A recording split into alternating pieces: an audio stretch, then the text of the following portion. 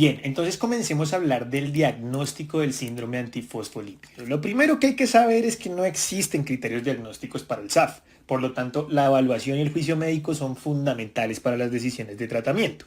Lo que existe son criterios de clasificación. En un momento estaremos hablando de qué significa eso, pero básicamente es permitir a través de unos criterios clasificar una enfermedad para los estudios de investigación. ¿Listo? Entonces, el diagnóstico se hace a partir de las manifestaciones clínicas y las pruebas complementarias. ¿Pero a quién le solicitamos esas pruebas complementarias? Pues por supuesto a pacientes que nos hagan sospecharlo.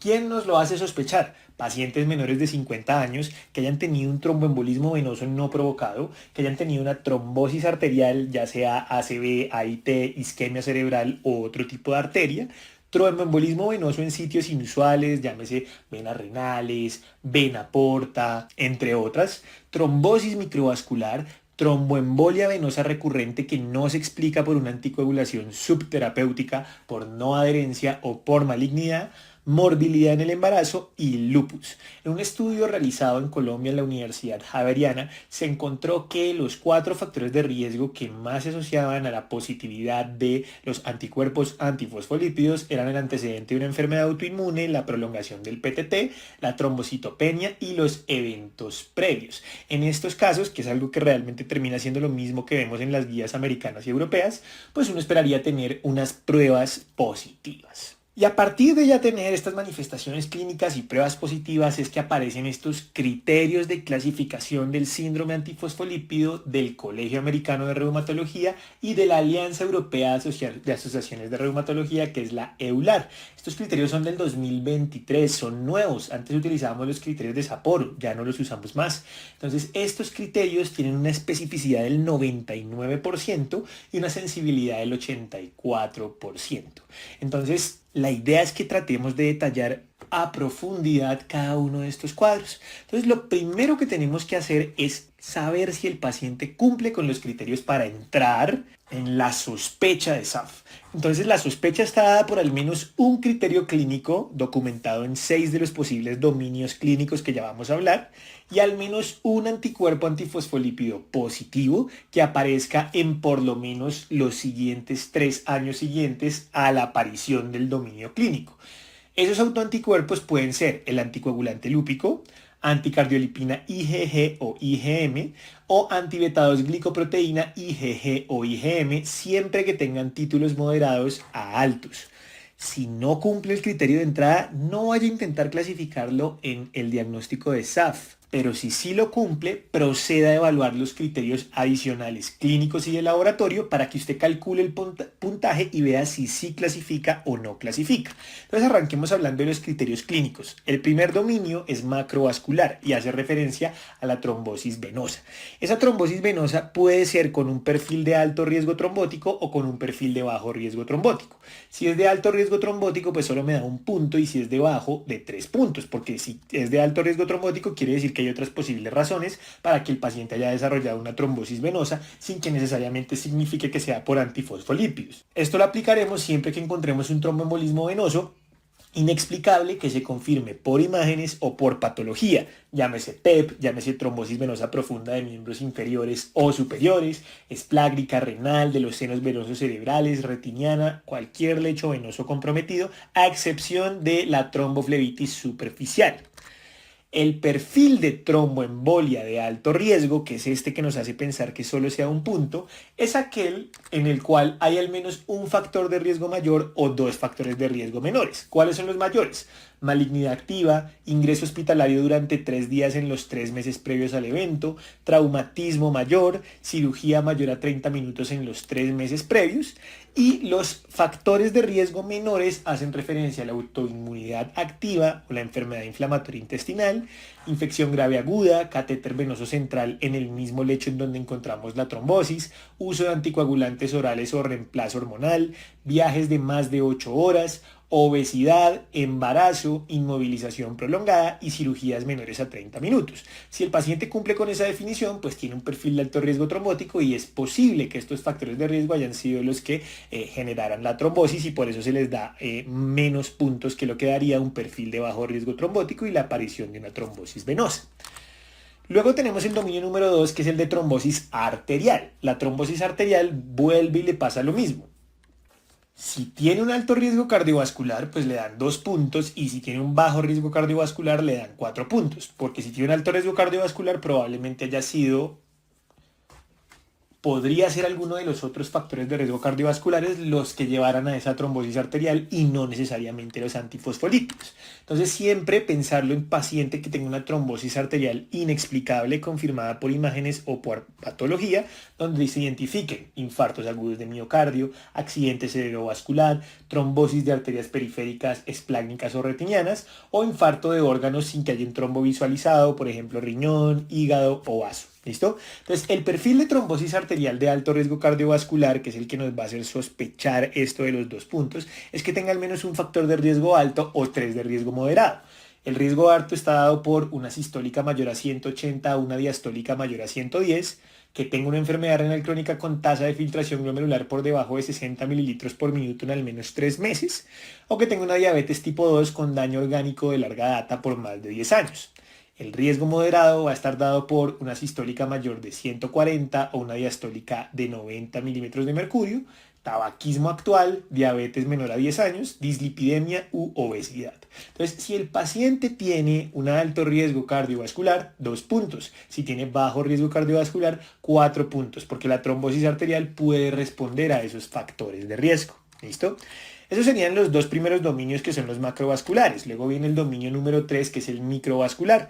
Y el dominio microvascular puede ser sospechado cuando tiene uno o más de los siguientes: que tenga lívido racemosa, que tenga vasculopatía livedoide, que tenga nefropatía por anticuerpos antifosfolípidos aguda o crónica, o que tenga hemorragia alveolar. Pero lo importante aquí es la forma en la que encontramos estos hallazgos. Por ejemplo, lívido y vasculopatía en el examen físico, nefropatía por paraclínico sospechada, o hemorragia alveolar por síntomas e imágenes. Si ese es el caso, solo le damos 2 puntos. Pero si ya está establecido, que hace referencia a cuando hay evidencia patológica o imagenológica de estas condiciones, es cuando le damos mayor valor y le damos hasta 5 puntos, dependiendo cómo haya sido encontrado. ¿Listo? Ese sería el criterio del tercer dominio.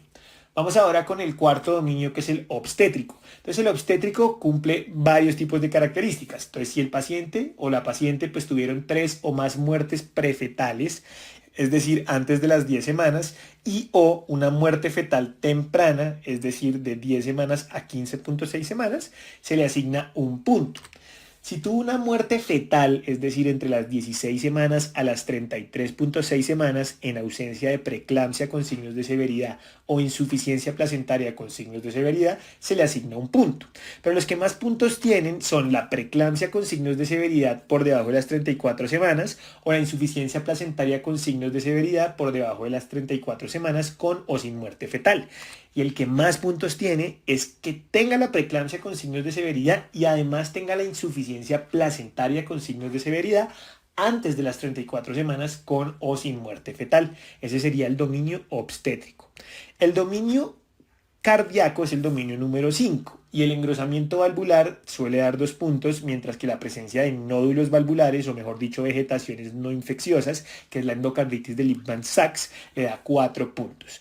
El último dominio, que es el sexto, es el hematológico, y el hematológico lo que mira es la trombocitopenia. Si una trombocitopenia de 20.000 a 130.000, se le asignan 2 puntos. ¿Listo? Finalmente iríamos con el dominio 7, que ya no es de los dominios clínicos, sino que es el dominio paraclínico. El dominio paraclínico lo que mira es el anticoagulante lúpico, que si el anticoagulante lúpico me salió positivo en una de las 2 tomas, es decir, la primera y en 12 semanas me sale, le da un punto. Pero si me salió en las 2, tanto en la del episodio agudo como en la que se hace a las 12 semanas positivo, ahí le da 5 puntos. Y en el caso de los anticuerpos de fase sólida, la anticardiolipina y la anti-beta-2 glicoproteína, entonces, si me da el anticardiolipina y el anti-beta-2 glicoproteína IgM con títulos moderados a altos, me da un punto. Si me da IgG, son 4 puntos, siempre que sean títulos moderados.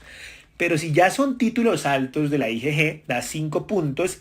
Y si tiene el anticardiolipina y el anti-2 beta-glicoproteína en IgG en títulos altos, es decir, ambos, le da 7 puntos. ¿Listo? Entonces ya entendiendo todos los dominios, yo digo que un síndrome antifosfolípido cumple los criterios de clasificación cuando tiene 3 puntos por lo menos en el dominio clínico y cuando tiene 3 puntos en el dominio paraclínico. ¿Listo? Es importante entender que no son criterios diagnósticos, son criterios clasificatorios. ¿Listo? Y estos criterios del 2023 tienen mayor especificidad pero menor sensibilidad que los antiguos criterios de Sapporo. La razón por la que fueron desarrollados fue para definir una población de pacientes para estudios de investigación clínica y de laboratorio. Ahora, lo cierto es que nosotros utilizamos estos criterios clasificatorios pues para identificar al paciente con la enfermedad, pero hay que tener muy presente esta consideración. Porque, por ejemplo, pueden haber pacientes que tengan criterios de laboratorio y tengan, por ejemplo, una tromboembolia venosa o que tengan una trombosis arterial, pero que tengan un perfil de alto riesgo de tromboembolia venosa o un perfil de alto riesgo de trombosis arterial. Y ahí no entrarían, por ejemplo, a clasificar como SAF, pero pues mi sospecha realmente es muy, muy alta. Entonces, si bien los principios subyacentes de los criterios de clasificación pueden ser útiles para guiar el diagnóstico y documentar las características claves de la enfermedad, el uso de estos criterios no debe sustituir el juicio clínico. ¿Listo?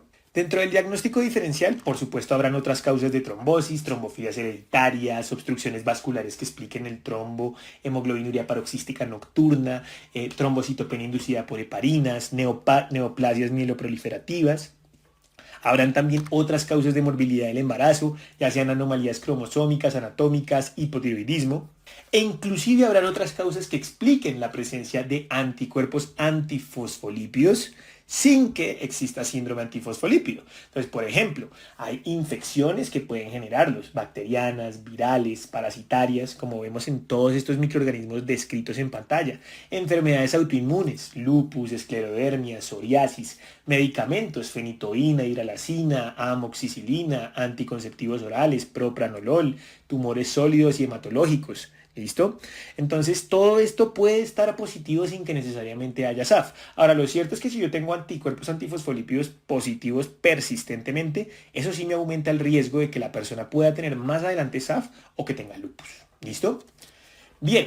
¿Cómo se clasifica el síndrome antifosfolípido? Rápidamente, una clasificación muy breve es en si es trombótico, en si es obstétrico, que ya hemos hablado acerca de las manifestaciones obstétricas, si es microvascular, que hace especialmente referencia a la afectación de vasos pequeños, sin trombosis de vasos medianos a grandes, llámese hemorragia alveolar difusa, nefropatía asociada a anticuerpos antifosfolípidos, y el SAF catastrófico, que el SAF catastrófico no es más que un SAF que presenta complicaciones trombóticas macro y microvasculares que afectan múltiples órganos y que se desarrollan simultáneamente o en un periodo corto de tiempo. Y ya entendiendo todo lo que está detrás del síndrome antifosfolípido, por fin podemos hablar de cómo se trata esta enfermedad. Comencemos entonces a hablar del tratamiento. El tratamiento gira en torno a 3 pilares: la terapia antitrombótica, las implicaciones obstétricas y el manejo de otras manifestaciones. Esta revisión tiene como objetivo revisar especialmente la terapia antitrombótica y el manejo de otras manifestaciones. En futuros videos invitaremos a un experto específicamente en la parte ginecológica para abordar el manejo de las implicaciones obstétricas en el contexto del síndrome antifosfolípido. Comencemos a hablar entonces del tratamiento antitrombótico. Entonces, el tratamiento antitrombótico se puede llevar a cabo desde la prevención primaria, que la prevención primaria se realizaría especialmente en aquellos pacientes que tienen anticuerpos antifosfolípidos positivos, pero son asintomáticos. Entonces, ¿qué se hace en estos pacientes? Se les da aspirina en dosis bajas, 75 a 100 miligramos al día. ¿Y quiénes son los que se benefician de esto? Los pacientes que tengan anticuerpos antifosfolípidos positivos, que no cumplan criterios vasculares u obstétricos con un perfil de antifosfolípidos de alto riesgo. Pacientes que tengan lupus y que no hayan tenido historia de trombosis o complicaciones del embarazo con un perfil de antifosfolípidos de alto riesgo. La evidencia también está en pacientes con perfil de bajo riesgo, pero es mucho más baja la fuerza de la evidencia. Y en paciente mujer no embarazada con antecedente de SAF obstétrico después de una evaluación del riesgo trombótico y hemorrágico. Si su paciente cumple alguna de estas características, deberíamos ponerle tromboprofilaxis primaria. Y luego vendría el tratamiento de prevención secundaria, es decir, la persona que ya hizo trombo y ahora yo le voy a dejar anticoagulado y o antiagregado para que no vuelva a trombosarse.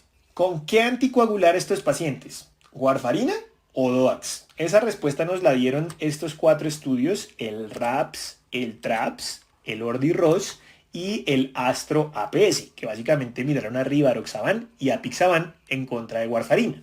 Lo que encontraron estos estudios es que la respuesta es warfarina, ¿de acuerdo? Pero si uno se ubica en una situación real, lo que ocurre cuando uno diagnostica de nuevo una trombosis, pues lo que va a pasar es que yo no voy a clasificar de una vez al paciente en síndrome antifosfolípido, porque yo necesito sí o sí una prueba en el momento y una prueba 12 semanas después. Entonces, la mayoría de pacientes que presentan un evento trombótico y tienen síndrome antifosfolípido, pues no se han sometido previamente a pruebas de antifosfolípidos y toca repetir las 12 semanas después. Entonces, ¿cómo lo dejo o con qué lo dejo en ese lapso de tiempo que no estoy seguro de si tiene o no tiene SAF? Entonces, ¿cómo decido si le dejo DOAX o le dejo warfarina? Entonces, uno se puede apoyar de estos hallazgos que aumentan la probabilidad de que el paciente tenga SAF y que favorecerían que yo lo deje con warfarina en lugar de DOAX.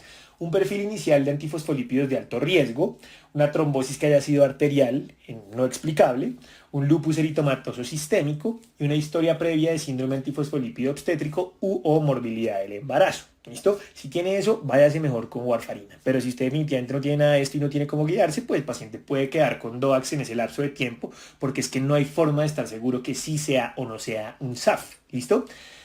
Y si usted decide ya con el diagnóstico o porque tiene alguna de estas características que lo va a dejar con warfarina, ¿qué meta de INR va a utilizar en estos pacientes? Entonces, para responder a esa pregunta hay que ver cómo se manejan los pacientes con trombosis venosa. Trombosis venosa, entonces lo manejamos con warfarina, hay que hacerle primero terapia puente con heparina de bajo peso molecular y la meta de INR que vamos a utilizar es de 2 a 3. Esto fue demostrado en el estudio de Crowden y en el estudio WAPS. Si la paciente está embarazada, no puede usar warfarina. O si está en deseo de embarazo, tampoco es ideal que utilice warfarina. ¿Por qué? Porque es teratogénico. Entonces, en ese caso, preferimos la heparina de bajo peso molecular, sobre todo en el primer trimestre. Y sí y solo aquí, este es el espacio en el que uno quizás podría llegar a pensar en DOAX, porque los estudios lo que mostraron es que si el paciente ha tenido una trombosis venosa única, tiene un perfil de antifosfolípidos con solo un antifosfolípido positivo o con dos, que es un perfil de bajo riesgo, podríamos considerarlo siempre y cuando, primero, el paciente venga con una enfermedad que está estable en manejo con DOAX. Segundo, que tenga una baja adherencia a la warfarina o que no desee tener un seguimiento de INR. Y tercero, que el paciente haya presentado una alergia seria o un evento adverso relacionado con la warfarina. Si ese es el caso de su paciente, pues la opción sería, en este caso, o podría contemplar los DOAX, ¿de acuerdo? Pero solo en este escenario. Recordar que la meta de INR que utilizamos en trombosis venosa es de 2 a 3, así lo demostraron Crowther y Finazzi en estos 2 ensayos controlados aleatorizados. En el caso de la trombosis arterial, también anticoagulamos con warfarina, pero en estos casos uno puede tener 3 opciones. La warfarina de intensidad estándar, que consiste en dejar el INR de 2 a 3, la warfarina de mayor intensidad, que consiste en dejar el INR de 3 a 4, y la warfarina de intensidad estándar más ASA, que consiste en dejar al paciente con INR de 2 a 3 y adicionarle aspirina. Por lo general, lo que uno ve es que primero se inicia la warfarina de intensidad estándar y si el paciente presenta una trombosis arterial recurrente es cuando se contemplan las posibilidades de warfarina de mayor intensidad o warfarina de intensidad estándar con aspirina. Si la paciente está embarazada, utilizamos heparina de bajo peso molecular y siempre tener presente el manejo de otros factores de riesgo, porque factores de riesgo como la hipertensión, la dislipidemia, el tabaquismo, tienen una prevalencia mucho más alta de trombosis arterial que la prevalencia de que un paciente tenga síndrome antifosfolípido. Entonces muchas veces el trombo arterial puede haber sido formado por otros factores de riesgo más que por el SAF. ¿Listo? En trombosis arterial no se pueden utilizar los DOAX bajo ninguna circunstancia. Se ha visto que las personas con trombosis arterial previa tienen un alto riesgo de trombosis arterial recurrente si se tratan con DOAX. Así que finalmente lo que nos deja de conclusión ese paciente que tiene un síndrome antifosfolípido y que tiene una trombosis venosa es que lo tratamos con warfarina y si el paciente tiene las características puntuales que habíamos hablado de estabilidad con el DOAC, de un perfil de bajo riesgo, de poca adherencia con warfarina, intolerancia a la warfarina, ahí pensamos quizás en los DOACs. Y en el contexto de trombosis arterial nunca piense en DOACs, ¿listo? Para la trombosis arterial, trátelo con warfarina con una meta de INR estándar de 2 a 3. Y si el paciente llega a presentar, por ejemplo, recurrencias, pensar en adicionar aspirina o aumentar el target de INR a 3 a 4. Inclusive en algunos algoritmos como en este proponen que uno puede hacer eso desde el principio. Pero como les digo, lo que se ve normalmente es que se inicia primero la warfarina y si recurre es cuando se hacen estas conductas. ¿Listo? ¿Por cuánto tiempo anticoagular al paciente? Para la mayoría de las personas con SAF y un evento trombótico no provocado se recomienda la anticoagulación de por vida. ¿En quién podría usted suspender quizás la anticoagulación? En ese paciente que usted encontró una trombosis que es supremamente claro el factor de riesgo que lo provocó, tiene títulos bajos de antifosfolípidos y usted le explicó ampliamente los riesgos y beneficios de suspender la terapia, porque es que la tasa de tromboembolia recurrente en pacientes que suspenden la anticoagulación es altísima, del 50 al 70%, básicamente un caricellazo inclinado a que le vaya a ocurrir. ¿Y qué otros agentes alternativos usted podría utilizar en la terapia antitrombótica? Rituximab, por ejemplo, particularmente en pacientes que tienen manifestaciones hematológicas o microangiopatía trombótica. Hidroxicloroquina, especialmente en pacientes con SAF de difícil tratamiento y que además tienen lupus. Estatinas, también en SAF de difícil tratamiento, reducen los marcadores proinflamatorios y protrombóticos. Y el eculizumab, que se utiliza en SAF refractario y en SAF catastrófico, es un anticuerpo monoclonal que actúa en contra del complemento y lo bloquea. Ahora, ¿qué pasa si a mi paciente le ocurre un evento tromboembólico recurrente a pesar de supuestamente estar con una anticoagulación adecuada? Entonces, no actúe por inercia, no actúe tan rápido y no le cambie de una vez la terapia. Primero hay que confirmar mediante imagen diagnóstica la presencia de un nuevo trombo y la extensión del mismo. Segundo, revisar el último INR que tenía el paciente si venía con warfarina previo a la trombosis, porque usted tiene que verificar que efectivamente sí estuviera anticoagulado. Considerar factores provocadores o factores de riesgo adicionales que expliquen por qué se trombosó y evaluar qué factores de riesgo de sangrado podrían limitar la intensidad de la terapia anticoagulante si yo quiero aumentar esa intensidad. Y ya una vez yo haya hecho eso, entonces procedo a concluir. Si la trombosis se produjo a pesar de estar con un INR en metas y no identifico un factor de riesgo de trombosis importante adicional, entonces voy a escoger la estrategia de aumentar el INR a una estrategia de alta intensidad de 3 a 4 en el paciente que tuvo el evento recurrente teniendo un INR en el extremo inferior del rango objetivo, por ejemplo un INR en 2.1, porque probablemente ese paciente se beneficie de tener INRs más altos. Pero si yo, por ejemplo, tuve el evento en un paciente que tenía un INR en 2.9, que básicamente es casi lo mismo que tenerlo en 3, pues no tiene mucho sentido llevarla a esa alta intensidad porque probablemente ahí no esté impidiendo mucho la trombosis. Lo más prudente en estos casos sería suspender la warfarina y pasarme a la heparina de bajo peso molecular. ¿Listo? Añadir otros agentes antitrombóticos, esa es otra de las opciones. Aspirina en dosis bajas, hidroxicloroquina, estatinas. Usted decida cuál le parece más apropiada. Y eso finalmente nos deja con este algoritmo. Paciente con trombosis en SAF, si el primer episodio es venoso, warfarina con meta de INR de 2 a 3. Si el paciente tiene un factor de riesgo que es transitorio y no tiene un perfil de SAF de alto riesgo, le puede dejar 3 meses de terapia. Si el paciente tiene un perfil de alto riesgo, lo tiene que dejar con una duración de más de 3 meses. ¿Listo? Si es no provocado ese evento tromboembólico, nada que hacer, anticoagulación a largo plazo. ¿Listo?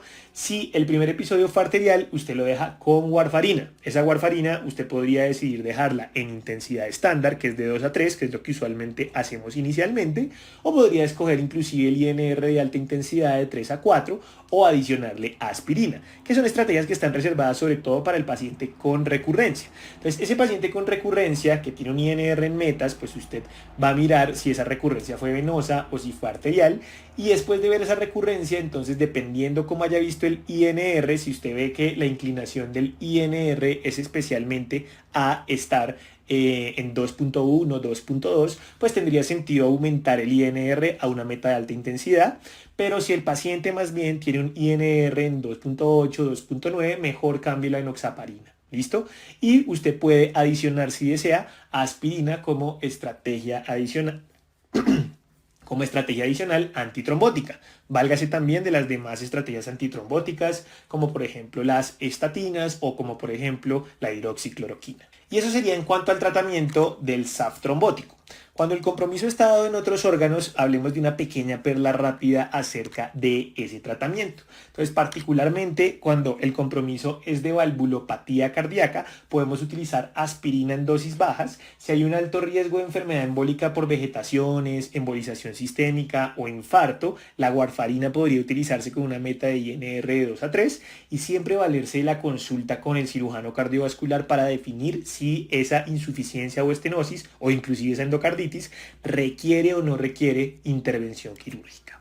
Si el paciente tiene una afectación neurológica, sobre todo los déficits cognitivos dados por amnesia global o por disfunción cognitiva severa, podemos utilizar aspirina en dosis bajas siempre que haya factores de riesgo cardiovasculares. Esto es algo bastante controversial, pero pues está sugerido. Si hay afectación renal, como por ejemplo que el paciente tenga síndrome antifosfolípido y tenga una nefropatía membranosa, el paciente se podría beneficiar de anticoagulación profiláctica, inclusive aunque no haya síndrome nefrótico ni concentraciones bajas de albúmina sérica.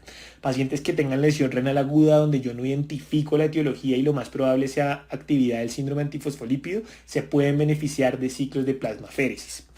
Y por último, en el contexto de la trombocitopenia en el paciente con síndrome antifosfolípido, siempre busque la causa subyacente a esa trombocitopenia. Recuerde que en el SAF usualmente las trombocitopenias son leves, de 70.000 a 120.000. Si está más para abajo hay que pensar otras causas.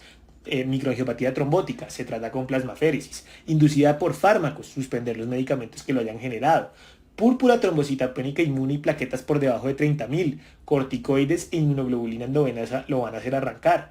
Trombocitopenia inducida por heparinas. Suspenda esas heparinas y cambie de anticoagulante. ¿Listo? ¿Y qué hace usted con la anticoagulación en el paciente que está trombocitopénico?